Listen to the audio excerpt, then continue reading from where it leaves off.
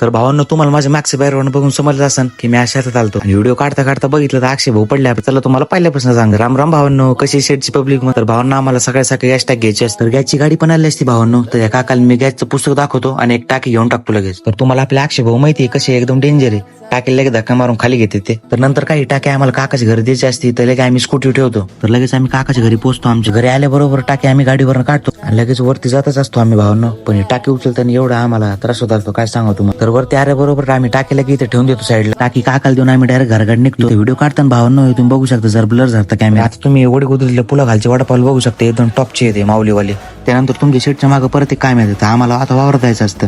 तर बुलेटरनं जात जातं मी भावांना वावरात पोहोचतो. काय व्हिडिओ दाखवतो तुम्हाला मीच पडणार असतो गाडीवर. आता मी वावरात पोहोचलो भावांना, तुम्ही माझी एडी साईड बघू शकता. आता तर वावरात आल्याबरोबर भावांना माझा पाय चिखला तर भरतो तुम्ही बघू शकता. तर आता तुम्ही तुमच्या शेटचं वावर बघू शकता भावांना वाईड अँगल मध्ये.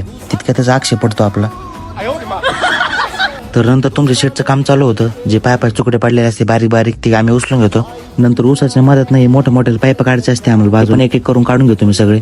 तर नंतर भावांना धामीन पाईप वाढते मला डायरेक्ट बाहुबलीची पिली. तर लोक नाही का भालाला देवचे मूर्ती वडत असते दोरी तसे सेम. तर पाईप वगैरे उचलं झाल्यावरती भावांना मला इथं एका चिमणीचं घरटे दिसतं. मी जरा बघतो त्यात काही का अंडे वगैरे चिमणीचे काही नसतं. मी ते घरटे डायरेक्ट घरी घेऊन जातो. मग त्यानंतर आपलं सगळं काम झालं असतं तर मी दगड उचलतो. मला माहिती माझी चप्पल चिखलात भरली असती. तर मी दगडाच्या मदतीने माझ्या चपलीत सगळं चिखल वगैरे काढून घेतो. बराच वेळ केल्यानंतर भावांना तवा जाऊन इथं चिखल निघतो सगळं. तर नंतर पप्पा अक्षय घराकडे लगेच निघते. मी पण आपली घोडा गाडी घेऊन लगेच निघतो त्यांच्या मागं. तर आता भावांना तुम्ही बघू शकता अक्षय रोडच्या मधातनं मेन रोडच्या रोड क्रॉस करतो. इथं तुम्ही सावधानीने बाळगत जा अशा गोष्टी. तर मी लगेच घरनं जाता लगेच शंतनूकडे येतो. त्याला भेटत असतं मला. त्याच्यापाशी गेल्याबरोबर भावांना तो मस्त कूलरच्या हवा खाली झोपलेला असतो. मग काय त्याच्यासोबत शिल्लक डोकं नाही लावतो मी डायरेक्ट आमच्या शिंबाला बोलवतो माझ्याजवळ. तर भावांना तुम्हाला आपल्या शिंबा शपथ चॅनलला फॉलो लाईक शेअर कमेंट सगळं करा आणि अजून नवीन नवीन ब्लॉग बघण्यासाठी वैभव शेट ब्लॉग्सला फॉलो करा. बाय बाय मित्रांनो, आजचा ब्लॉग इथेच संपतो.